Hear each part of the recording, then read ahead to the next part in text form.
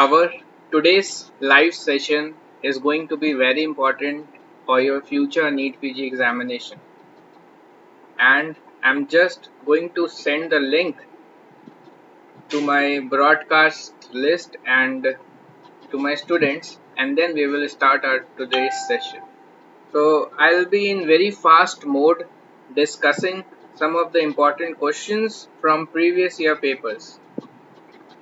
So without wasting much time, just give me a sec so that I can send the link. And if you are not in my broadcast list, or if you are not in the Telegram group, so I frequently hold this live session to remove your doubts, and I also teach at Unacademy. So Unacademy is also coming up with a great platform for the educators who can convey their uh, who can give their time in teaching to people and helping you all in your journey. So comment me yes if you are here and if you can hear me.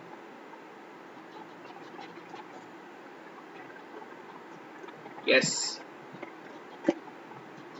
So the trouble is that you think that you have time. You think that your exam is 4 months after. Your exam is still you have 5 months. The trouble lies there. The time will fly like anything and you won't be able to believe that just 15 days or 10 days are left for your examination. So I want you to prepare like that, like you don't have much time. Prepare like your exam is just a week apart and come into your beast mode. So I want you all to come into your exam mode, the mode in which you all study during your exams. So remember your prof times if you haven't been through NEETPG, and if you have been through NEETPG, this is your final attempt. So mark it that you are going to get through this NEETPG 2021. Okay, and when you think that the time is difficult, from then only your progress will start. So no one achieves anything when he is in comfort. So you have to come out of your comfort zone to achieve something. Just when the caterpillar thought that the world is ending, he turned into butterfly. So don't be too much anxious about the current time. Don't be too uncertain about the future. Just work on the present, and I I give you that faith that you will be there once you keep on doing whatever is required on daily basis. So first we will start with 2019 recent questions, some questions from ENT, some random and anticipated question, and then from orthopedics. So be with me, we'll be little fast because for you all the time is very precious and I don't want to waste it in any way. Just a question that was asked, and I hope that you can answer this. Identify the lesion of vocal cord in the image given below. So I can see all your comment, and for God's sake don't comment Binod. So it's viral these days. This is not Binod. This is a lesion for papillomatous lesion in the glottic chink. That means there are multiple papillomas in the airway, right? So among the options, if we see whether it is Rinke's edema, laryngeal papilloma, malignancy or tracheomalacia, what you can see here is you can see an endotracheal tube here and two vocal cords here, and at the anterior commissure or the point where vocal cord meets, you can see a papillomatous mass. So this is definitely an image for laryngeal papilloma. Now let us see some more anticipated questions similar to it.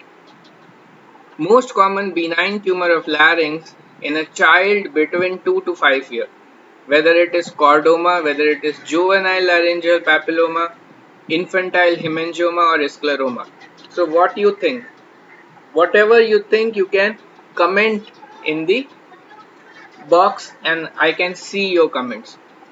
So the answer here is again juvenile laryngeal papilloma. So juvenile recurrent respiratory papillomatosis is one topic that is very important for you and you should know everything about it. Another question which was asked in AIMS with this topic was topical treatment for recurrent respiratory papillomatosis include option were acyclovir, cidofovir, ranitidine, zinc. So the correct answer is cidofovir. So topical treatment with cidofovir is used for treating these recurrent respiratory papillomatosis. But the treatment of choice is something else, and we will see step by step what all can be in future exams for you. So this is again an image of glottic chink or glottic inlet, laryngeal inlet, where again you can see papillomatous lesion on the vocal cords and somewhat in the lateral wall of the supraglottis. So a supraglottic and glottic lesion. Okay, supraglottoglottic lesion. Again here also you can see a endotracheal tube and some grape-like lesions over the anterior commissure, most probably a laryngeal papilloma. So juvenile papillomatosis is the most common benign neoplasm of larynx in children. The etiology you should always remember that the etiology is viral and most commonly caused by HPV virus, that means human papilloma virus type 6 and 11, less commonly by 16 and 18. So you have to mark 6 and 11, HPV type 6 and 11. What will be the presentation? Presentation will be multiple sessile or pedunculated. That means it can be without any stalk or with stalk. Friable papillomas which bleeds on touch. So these occur in infant and young children, peak between age 2 to 5 years. Most common site is the vocal fold. Other sites where it can be present is larynx, nose, pharynx and trachea. Presentation will be as there is mass on vocal cord, patient will present with hoarseness and later this lesion will cause dyspnea or stridor. So once these papillomas grows, they are very fast, not very fast as they are benign, but still as they grow, they close the laryngeal inlet, and once airway is closed, patient will present to you in emergency as stridor. And then once you see, you will observe that there are multiple papillomas which are closing the laryngeal inlet. So it's sort of emergency and you have to maintain the ABC, that means airway, breathing and circulation, right? But definitive treatment, that was the emergency treatment where you try to intubate the patient and maintain the airway. But this is not the definitive treatment. Definitive treatment is something where you remove the disease and decrease the disease load, and for that you need to do microlaryngeal excision of the tumor. So you can do it by CO2 laser, avoiding the injury to vocal ligaments. So any laryngeal surgery that we do for benign lesions, we try to preserve this vocal ligament and we remove the papillomas above that. Another treatment of choice, in spite of laser, if laser is not there in your department, what you can do is you can use microdebridement. So laryngeal microdebridement. So debridement with laryngeal microdebridement and use of coagulator along with to coagulate any bleeding points and all. So you can either do it with, the main goal is to open up the airway and decrease the disease load. That means the papilloma, you have to excise and remove those papillomas. So you can do it with laryngeal microdebriders, you can do it with lasers, you can do it with coagulator, laryngeal coagulator. And some treatments, some medicinal treatments like topical cidofovir, interferon alpha, can be used, but as a adjunct. That means after you exercise, you can use this with or in addition to the debridement. So as an adjuvant therapy in patients with severe disease, but these also have associated side effects. And why it is called recurrent? Because recurrence after removal is very common. So cidofovir is very effective in treatment of recurrent respiratory papillomatosis. Why? Because it is a nucleoside analog and has broad spectrum activity against a variety of DNA virus. So what it does is it inhibits the viral DNA synthesis, can be used systematically, intralesionally and topically. One more future question that they can ask is, now it is recommended for nonavalent HPV vaccines. So these vaccines are helpful in preventing these infections as these are caused by HPV virus, HPV 6 and 11. Also, if the patient has this disease after you have debrided, still it is recommended that the patient get these anti-HPV vaccines.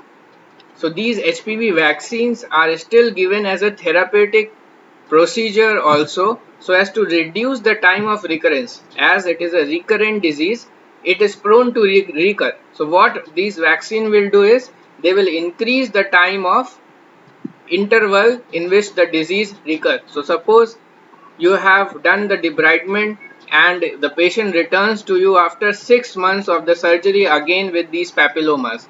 But if you are using these cidofovir, this nonavalent HPV vaccines, what happens is your patient may be free from disease for a longer period of time. He may again visit to you, but this may be after 1 year or 1 year 4 months, like that. So it will increase the recurrence interval that will happen, as that is prone to recur with these vaccines. Okay, so laryngeal papilloma is the benign lesion which is most common. Benign lesion of larynx in children, viral in origin, mostly caused by HPV 6 and 11. So write me up once you get the concept. So you all know that patient will present to you with a stridor, and treatment consists of debridement with microdebrider and or laser. Yes. Now, this is again an important but sort of easy question. Inspiratory stridor is found in what kind of lesions? Supraglottic, subglottic, tracheal or bronchus. So if you know this, you will mark it in seconds and you will move forward. But if you don't know it, you will get confused. So just let me know in comments what should be the answer, A, B, C or D. So the answer will be clear once we see this diagram. If this is your airway, if this tube is your airway, this is your glottis. So this part is your glottis. Anything above is supraglottis, anything below is subglottis, and trachea, bronchi means lower airway. So what we see is if there is any obstruction, like any lesion in the supraglottis part, your patient will present with inspiratory stridor. Okay, so he will be experiencing inspiratory stridor. If the lesion is in glottis, subglottis and cervical trachea, the patient will present with biphasic. That means both in inspiration and in expiration there will be stridor. While the expiratory stridor is seen in thoracic trachea and bronchi, that means in lower lesion. So obstruction in the lower trachea and bronchi will present to you with expiratory stridor. Inspiratory stridor will be any lesion or obstruction above the glottis, and in case of glottic and subglottic lesion it will be biphasic. That means both in inspiration and expiration there will be stridor. So the answer here is, for inspiratory stridor the answer becomes A. That means supraglottis. Inspiratory stridor is found in supraglottic lesions. A patient presented with following picture of tympanic membrane, most probable diagnosis is So what you can appreciate here is a tympanic membrane with multiple perforation in the pars tensa. So if you see, this part is your pars tensa, one perforation is here, another perforation is here, third perforation is here, and your pars tensa appears normal. So what it can be? Tuberculous, syphilitic, pseudomonas, or fungal.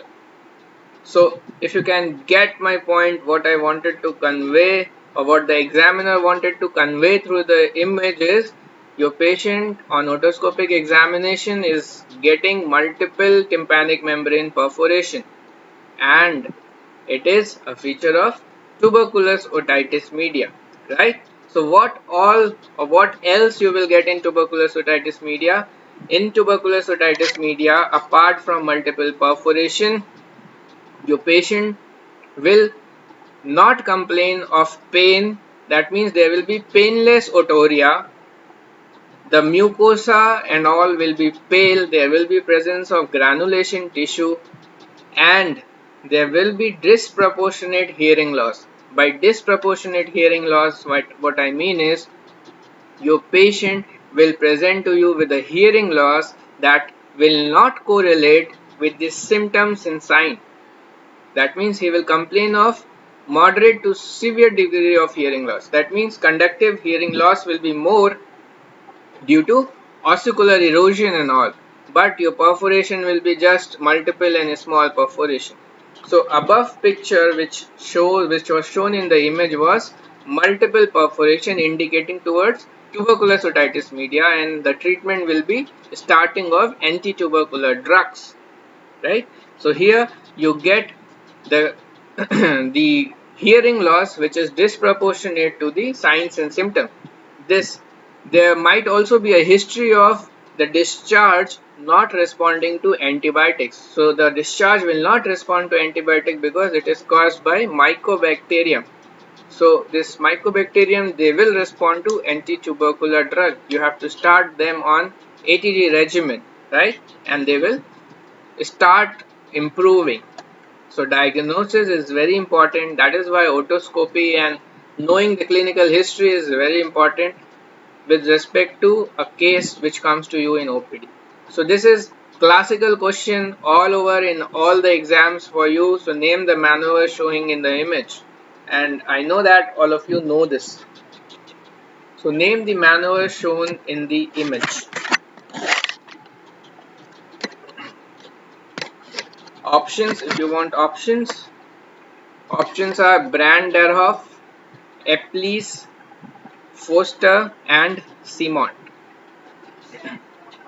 So yes, it is Epplis maneuver. So let us see some important facts around BPPV because there are questions which are surrounding this topic. And why this topic is important? Because it is the most common vestibular disorder. So in ENT, a patient with vertigo, you have to first rule out BPPV for it.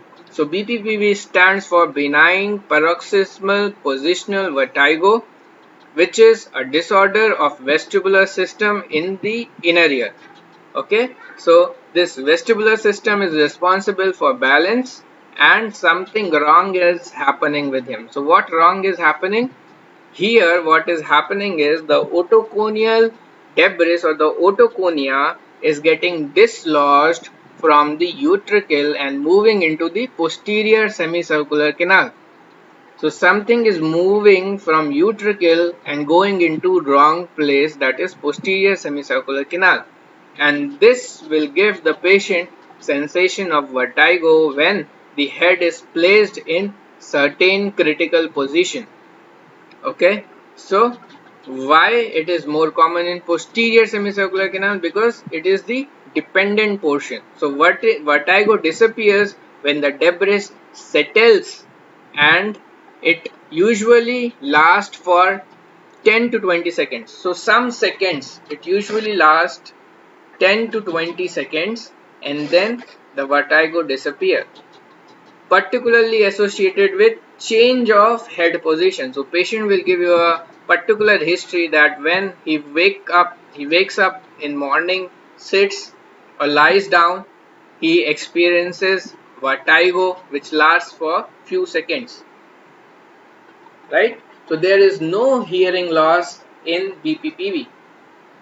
Only patient will complain of vertigo, and the treatment is the maneuver that they had asked you in the question. So treatment is Epley's maneuver. Anatomy, you all know, I won't go into detail. So usually the age of presentation is around 5th decade. The vertigo is, as it is peripheral vertigo, it is fatiguable, and the characteristic nystagmus that you will observe is it will have latency, it will be fatiguable, it will be geotropic. So that means there are some characteristics for peripheral vertigo that you are going to get here, right? So if you see the management, so before treating you have to first diagnose the Dix-Hallpike. So that is why your future exam, your recent exam had asked you the diagnostic maneuver. So they had given you the clinical history, they had given you that the patient was performed for Epley's maneuver, but they had asked you how you had diagnosed it. So that maneuver is called Dix-Hallpike maneuver. So if we see, this is the Dix-Hallpike maneuver by which you first diagnose the BPPV and then you do the Epley's maneuver to treat the BPPV, right? So it is the diagnostic test for canali lithiasis of posterior semicircular canal, which is most common cause of BPPV. What we do is we turn the head 45 degrees to one side and make the patient suddenly lying down, and head will be overhanging the edge of the head, overhanging the edge of the bed, and you will be observing the patient's eye for any nystagmus. And if one side is negative, then you repeat for other side. But if you get the nystagmus, you diagnose him on BPPV, you can straightforward moves for Epley's maneuver from Dix-Hallpike maneuver. So once you have diagnosed, you can straightforward move to the doing the Epley's maneuver for treating the BPPV, right? Now, the management involves, once a patient comes to you with BPPV, the management involves some watchful waiting. If there is not much trouble, you can start him on some medicines, that is pharmacotherapy. You can do different canalith repositioning procedure like Epley's, some vestibular rehabilitation, and in refractive disease, that means in refractory vertigo, when nothing is responding, when pharmacotherapy, repositioning, nothing is working, you can go for a surgery that is called singular neurectomy. So this is a different topic and important MCQ, that singular neurectomy is a surgical procedure that is done for which disease? So it is done for refractory BPPV, which is not responding to medicines and the manuals. And what you do here is you cut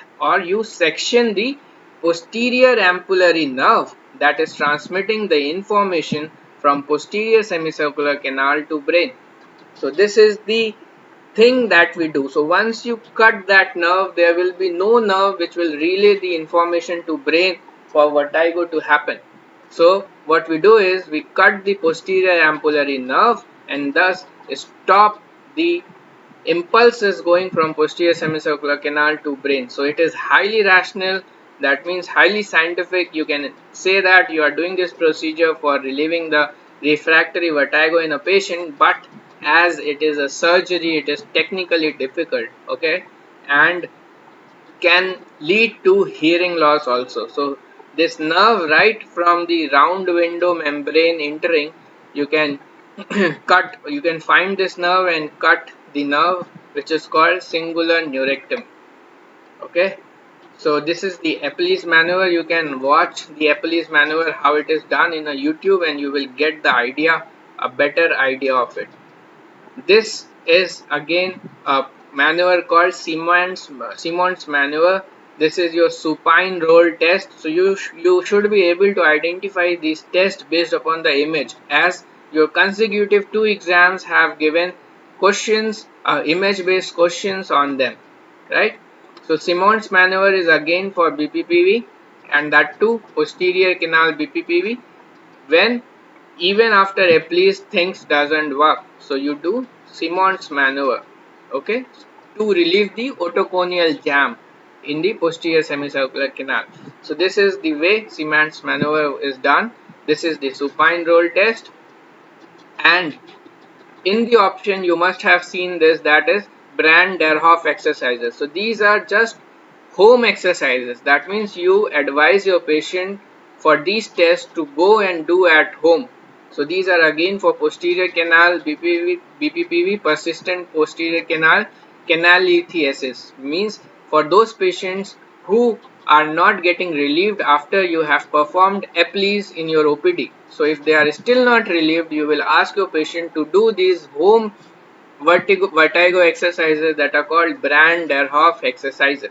Okay, so these mechanism is again dislodgement of debris attached to the cupula. And regarding the nystagmus that you will get, we will see. Another thing is, for the diagnosis, by now you all know that for posterior, the diagnostic or the provocative maneuver is Dix-Hallpike. Why we are saying is provocative? Because by doing this maneuver, what we are doing is we are basically provocating nystagmus to happen. So Dix-Hallpike is for posterior canal BPPV. Supine roll test, which you just saw, is for horizontal canal BPPV. So like the debris going to the posterior canal wall, it can also go to the horizontal or anterior canal. So once it goes into horizontal canal, you need to do supine roll test, and for anterior again Dix-Hallpike test will serve the purpose. And what type of nystagmus you are getting? In posterior you will get upbeat and torsional. So upbeat, torsional in posterior. In anterior you will get downbeat. So how you decide the direction? The direction of fast component of nystagmus is the direction of nystagmus. So downbeat torsional in anterior. So that means downbeat means the fast component will be downbeating like this. So downbeating nystagmus will be for downbeating torsional will be for anterior. For posterior it will be upbeating torsional, and for horizontal it will be horizontal, but the direction will keep on changing. So this is the difference between peripheral and central vertigo. In peripheral vertigo, the direction continues to change for the horizontal, means for the nystagmus, but in central lesion the direction remains same or fixed. So again there is one question from the nystagmus, that means BPPV of posterior canal produces which type of nystagmus. So just now we have discussed, and I think now you will be able to answer. So options are horizontal nystagmus, pure vertical nystagmus, pendular nystagmus, or torsional vertical nystagmus. So A, B, C or D. What do you think? What should be the answer after we have discussed it? So you know that it is torsional upbeat nystagmus. That means torsional vertical nystagmus, right? So if you see this, posterior was upbeat torsional, anterior was downbeat torsional, and horizontal was horizontal. So easy to remember, you won't forget and confuse. So BPPV of superior canal will lead to torsional and vertical downbeat nystagmus.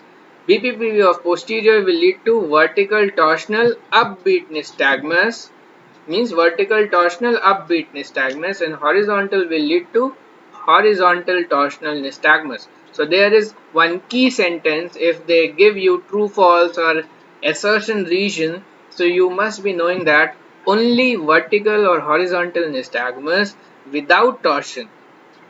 If it is only vertical or only horizontal without torsion, or only torsional without vertical or horizontal nystagmus component, then it is probably a central cause of nystagmus, right? So there must be combination of both. torsion as well as vertical or horizontal, to label it as peripheral nystagmus, right? So I think you should not make mistake if anyhow this is asked in your future examination. Now identify the condition of the given image. Here what you can see is, you can see a otoscopic image again, and what else you can see is some debris collected in the external auditory canal. So whether it is acquired cholesteatoma, congenital cholesteatoma, rupture of tympanic membrane, or keratosis obturans, right? So if we see, basically you need to remember how you have to differentiate keratosis obturans from the congenital cholesteatoma, or you can say this they haven't mentioned here is the cholesteatoma of external auditory canal. So primary auditory canal cholesteatoma. So these 2 points, these two diagnoses, you need to know the differences between them so as to mark the right answer. So here the otoscopic picture they had given was not very clear, but once you know the differences, you will be able to mark if they ask you this in future examination. So in keratosis obturans, what happens is there is accumulation of large plug of desquamated keratin in the external auditory canal. Why this happen? Due to defective migration. Okay, but in primary auditory cholesteatoma, there is invasion of squamous tissue from ear into the bone. So something invasion is happening in primary auditory canal cholesteatoma, right? But in keratosis obturans, there is just pressure over the external auditory canal due to accumulation of the debris, and this lead to gross widening of the external auditory canal in keratosis obturans. Wait. Gross widening of the external auditory canal in the keratosis obturans, but there is a restricted, or you can say narrowed or particular region or localized erosion of the external auditory canal in the primary auditory canal cholesteatoma. So again, this is a keratosis obturans, neglected keratosis obturans, and this is cholesteatoma of external auditory canal. So the differences is keratosis obturans due to abnormal epithelial migration, and primary auditory cholesteatoma is abnormal bone leading to migration of epithelium into this bone. Okay. What else is, in keratosis obturans you will get severe otalgia, conductive hearing loss due to, as the debris is filling the external auditory canal, right? And in primary auditory cholesteatoma you won't get that much of conductive hearing loss. There will be chronic otorrhea with normal hearing, itchiness, and in some patients pain. The pathology in keratosis obturans will be grossly widening the external auditory canal, while in primary auditory canal cholesteatoma it will be localized osteitis or erosion of the canal, and that too usually posterior-inferiorly, right? So by now you know that both of these are two different diagnoses, and you will be able to differentiate them if they ask you. Now, most common site of branchial cyst. So I think it is pretty straightforward question, and the answer here is anterior border of sternocleidomastoid. So the upper part of the neck anterior to the sternocleidomastoid. And why they occur? Because of second brachial arch anomalies. Okay, so it's pretty straightforward question, not much to discuss, but you need to know the thyroglossal cyst, branchial cyst, and other congenital anomalies of the which are present in the neck, right? So all the anomalies related to brachial arch are important for your examination. A clinical picture is given here which says that child with a history of severe pain in throat, with hoarseness of voice, and with high grade fever, toxic look, presented with clinical conditions shown in the image. Identify the lesion. And one thing more is, if you are someone who have already qualified, you can just share it with your juniors so that your juniors get the help. So anyone who find someone who is preparing for NEETPG preparation, you can share the video with them so that everyone gets the benefit. So here you can see one patch in the oral cavity, one grayish white patch which bleeds when you try to remove it, and the patient is presenting to you with severe pain in throat, high grade fever, toxic look. So all of them are depicting you a clinical picture for diphtheria. Yes, the causative organism you all know, Corynebacterium diphtheriae. The symptoms signs usually starts 2 to 5 days after the exposure and quite risky, dangerous and contagious disease. Okay, so children are affected more often though there is no age group immune. A grayish white membrane forms over the tonsil is spread to the soft palate, posterior pharyngeal wall, quite tenacious, causes bleeding when removed. Symptom is high grade fever, 100.4 degree Fahrenheit and above, chills, fatigue, bluish skin discoloration, sore throat and all. So this was about the important questions from ENT. Now let us see some important questions from orthopedics. So orthopedics is a really good subject. So most of you must be dreaming of getting, not dreaming. Okay, even if it's dreaming, until you dream, you don't get that. So it's good to dream, it's good to have goals, it's good to have target, because without that, you won't be doing or you won't be putting the efforts to achieve them. So I know many people will be having this thing that you are aiming for orthopedics is good. The only thing that is important is give the efforts which match with your goals, which match with your dreams, because without which your dreams will be just dreams. So you should know how much competition you are facing, how much other people are putting effort, and you have to put the effort to the same extent. So always be in reality, but never give up to dream. So which part of the scaphoid bone or scaphoid fracture is most susceptible to avascular necrosis? So a question from your common sense if you know the anatomy. So it's definitely very clear that the answer is proximal 1/3. Why? Because if you know the blood supply for a scaphoid bone, you should know that the blood supply is from distal to proximal end.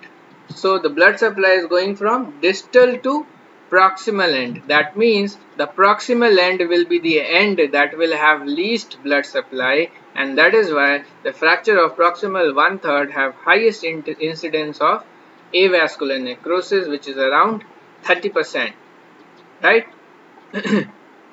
The fracture which is most common is waist fracture. In the middle 1/3 is most common fracture site, which has moderate risk of avascular necrosis. And fracture in distal 1/3 are rarely complicated by avascular necrosis. So pretty straightforward question, and I don't think I need to discuss more over it. Moving to the next important question, Pott's puffy tumor is. So options are subperiosteal abscess of frontal bone, subperiosteal abscess of ethmoid bone, mucocele of frontal bone and mucocele of ethmoid bone. So if you have read this, you would know that it is somewhere related with frontal bone. So many a times in exam, if you know something in and around the topic, you can mark it right. So it's pretty impossible to read and know everything, but you can have the idea of everything. That is why it is important for you to touch all the 19 subjects and finish them for one reading, at least one reading, and then you can revise. So subperiosteal abscess of frontal bone, Pott's puffy tumor, it is basically a osteomyelitis of the frontal bone, which either direct or through hematogenous spread results in swelling of forehead. Okay, so Pott's puffy tumor can be associated with some complications like cortical vein thrombosis, epidural abscess, subdural empyema and others. Okay, so if you want to see the Pott's puffy tumor, I'll make you see. Wait, because now a picture memory of everything is very important.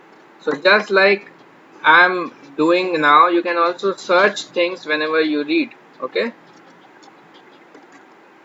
so it will give you a long-term memory of things and will help you to anticipate future question and mark them right. So just see, these are picture for pars perfid tumor. So if you get a MRI like this, a clinical picture like this, you should think for frontal bone. The region is frontal region, some tumor is arising in frontal bone like this, so it is pars perfid tumor again. So I think you won't mistake now after seeing these picture. So this was the aim for me to make you see these pars perfid tumor. So here you can see multiple pars perfid tumor in a 5-year-old girl. Okay, so filled with images. So usually you do a MRI and you get the picture like this, right? So again we'll move to our next question, which is regarding gait. So very common question they had asked, that is, Caesar's gait is seen in which of the following condition? So straightforward, pretty straightforward. You know that it is seen in cerebral palsy. So now in the next exam, what they can give you is, in spite of Caesar's gait, they can give you a video clip where patient will be walking in a Caesar's gait. So you have to know how the Caesar's gait looks like and what are the different gaits which are seen in different conditions. Okay, so what is Parkinson's gait, what is scissors gait? That is cross leg gait. So scissors gait, why it is called scissors? Because just like scissor, it is a crossed gait type of thing. So scissors gait is a result of spasticity of bilateral adductors of hip. Okay, so one leg crosses directly over the other with each step like crossing of blades of scissor. So that is why it is called scissors gait, seen in cerebral palsy. If you see the image for the next question, which statement is incorrect about the pathology shown in given image? So again, bone tumors are something which every exam has one question from it. So again, as I told you, my motive of forming this YouTube channel is to give you these important topics from where you can definitely say that one question or 1 to 3 questions are going to be there in each and every exam of yours. So why not to prepare them from beforehand? Why not to revise them from beforehand and mark them correct?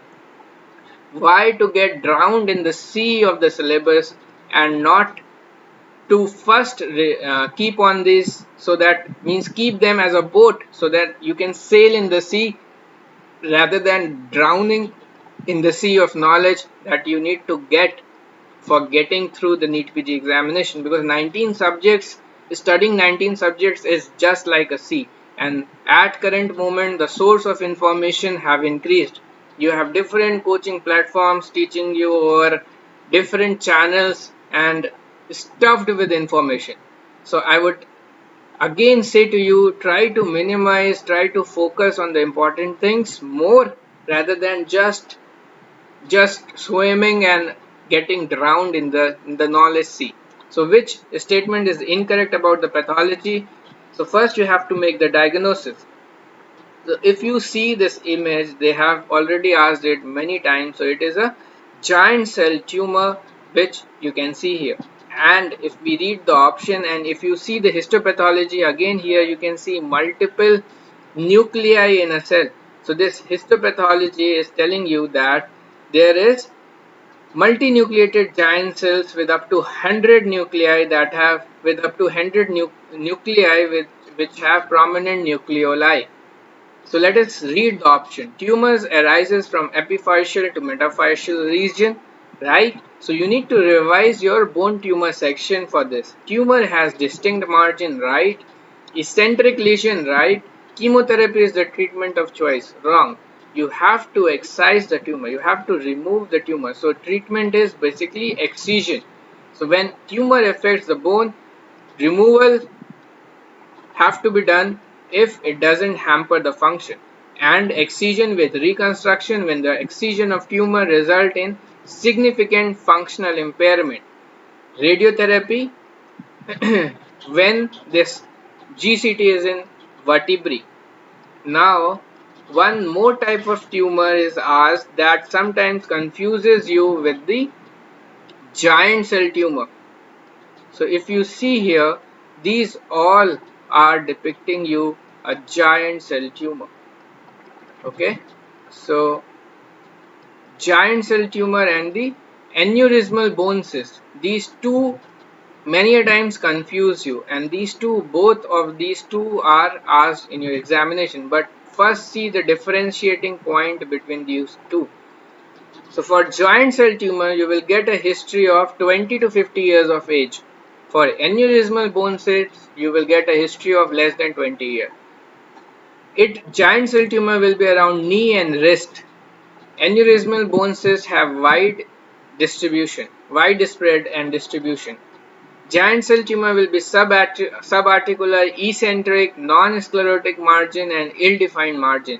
Aneurysmal bone cyst will be central, thin marginal sclerosis, well-defined margin, and rarely they will extend to the articular surface. So let us see some giant cell tumor and some aneurysmal bone cyst. So like here you can see it is gross honeycomb lesion, often eccentrically placed, does not extend to the joint like giant cell tumor, and warm to hot on the bone scan.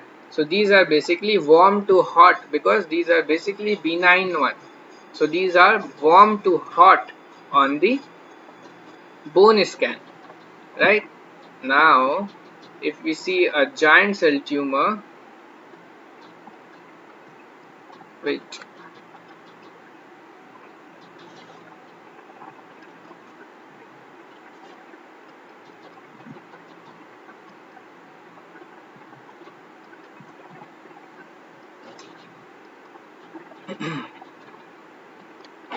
So here you can see a lesion which is approaching the joint, eccentrically placed. The history will be 20 to 50 years of age. So these are giant cell tumor. And in similar way, you can also Google more about the differences between giant cell tumor and the aneurysmal bone cyst, so that you don't get confused if they are asked in your examination. So this is another typical lesion for aneurysmal bone cyst, where these are basically present either in the vertebrae or in long bones such as distal femur and proximal tibia.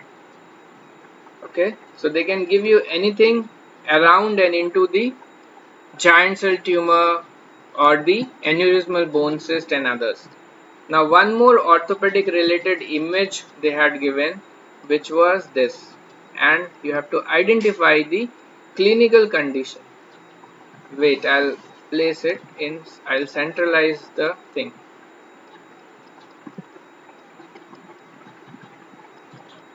So this X-ray is showing you one vertebrae displacing or getting forward into another vertebrae. So what they had asked is, what is the condition that is called, or that the diagnosis you can make from this figure. So let us read the question.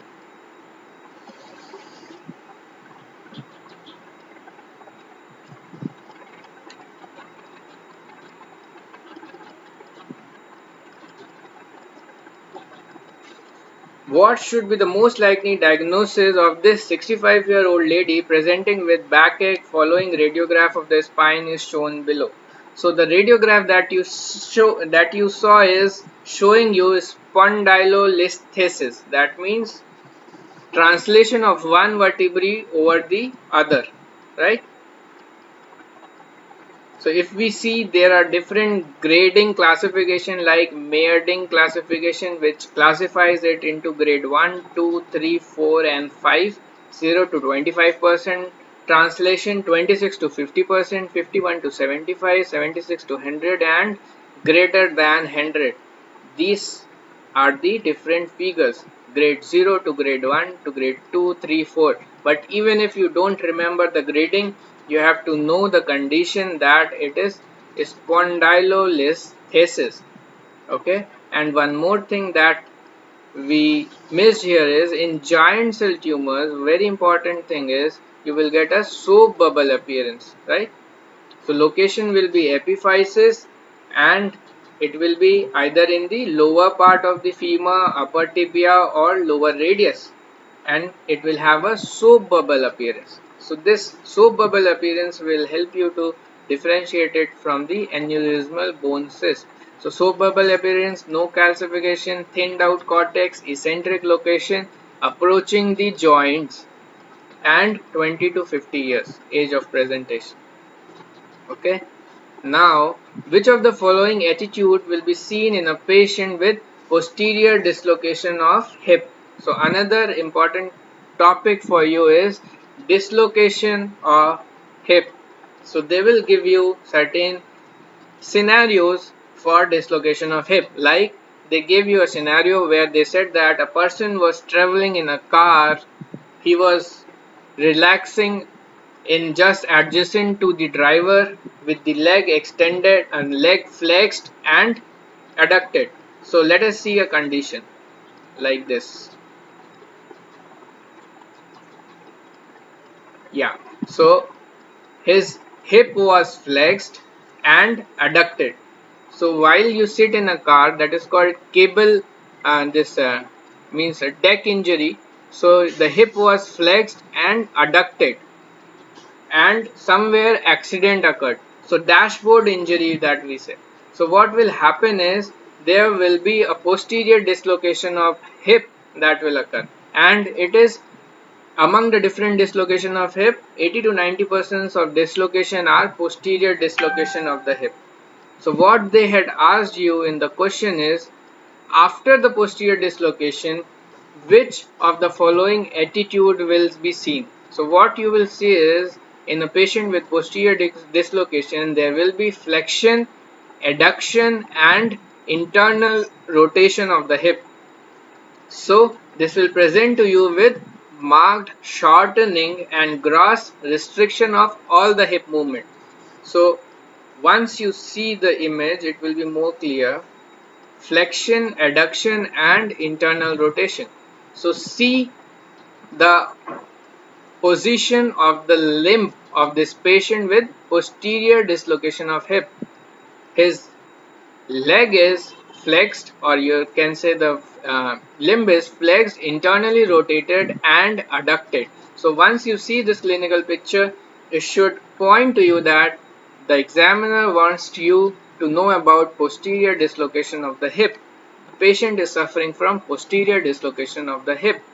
Now what you will see in an anterior dislocation of hip. So what here will happen is, here the femoral head will be anterior to the acetabulum, and there will be, when it will happen, when there will be hyperextension force against an abducted leg. So when there is a hyperextension force against an abducted leg, that will cause the head of the femur to come anterior and out of the acetabulum.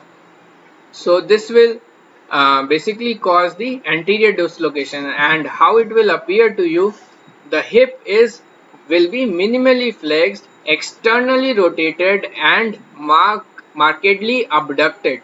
So you see the position of the limb of this patient with anterior dislocation. Here the hip is flexed, externally rotated, and markedly abducted. So you can pretty well differentiate a posterior dislocation, which is more common, a dashboard injury, a car injury, from an anterior hip dislocation by seeing the clinical picture, and you should be able to differentiate them if they ask you in examination. Now there is something again called central dislocation, which is always a fracture dislocation when a lateral force against an adductor femur is happening, but most commonly is the posterior dislocation which used to happen. Okay, so anterior dislocation will be just 10 to 15% of patient. In 80 to 90% of cases, the posterior dislocation of hip occurs, and then just try to recall that image. The hip will be flexed, adducted and internally rotated. Another important thing that you will notice, leg is shortened. In posterior dislocation, leg is shortened, right? The different tests that are seen is vascular sign of Narath will be negative and features of sciatic nerve palsy may be present. So here also you get a grading for it, Thompson and Epstein classification, which is basically whether the fracture is present or not and where the head of this is present. So with or without minor fracture is type 1, with a large single fracture of posterior acetabulum is 2, 3 is comminuted fracture of the rim of acetabulum with or without a major fragment, 4 is with fracture of acetabulum floor, and 5th is with fracture of femoral head, right? So you can just revisit your femur or the different hip fractures and their management. Now, rapidly moving to other questions, painful arc syndrome is felt during. So again, you have to know about what is painful arc swelling and what the examiner means to ask you, right? So just wait.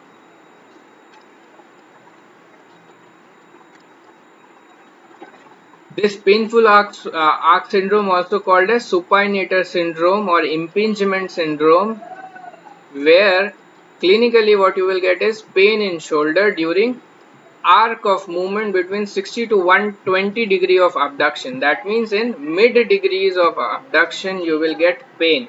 And why it can occur? It can occur due to minor tears of supraspinatus muscle, supraspinatus tendinitis and others.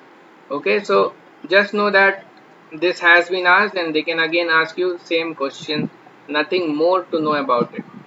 The treatment is mostly conservative, anti-inflammatory medication, subacromial cortisone injection, physiotherapy, and if things are not resolving, you will go for arthroscopy or anterior acromioplasty.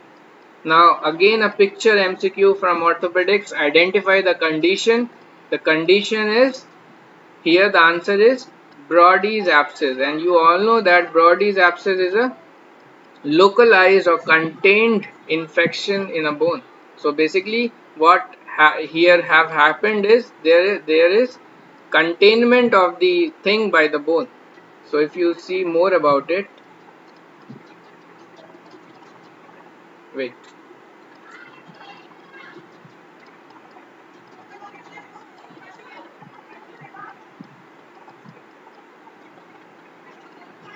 So it's again a type of osteomyelitis in which body defense mechanism have contained the infection. So body immune or the defense mechanism is able to contain the infection to create a chronic bone abscess containing pus or jelly-like granulation tissue, will be seen in 11 to 20 years, and the surrounding zone that you can see is the zone of sclerosis.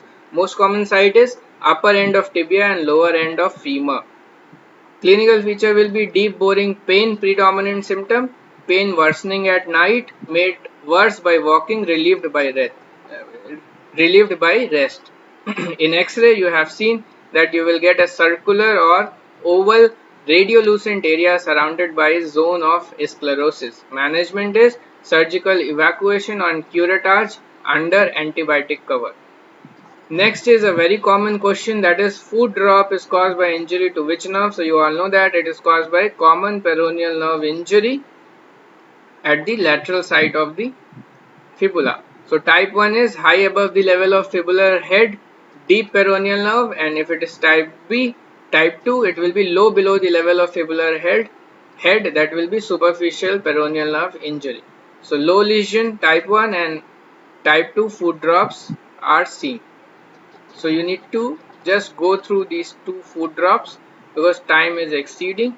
I am not going into much detail, and I also do not want you to over prolong this because then it will become boring for you all, right? So I think I'll just end up this. We have discussed all the orthopedics and all the ENT questions from the recent years, and I hope you will find it useful. If you so, do like the videos and comment me in the section below the video so that I can get to know how things are working for you. Till then, stay happy, stay healthy, and keep giving your extra efforts every day. This is Dr. Shivam.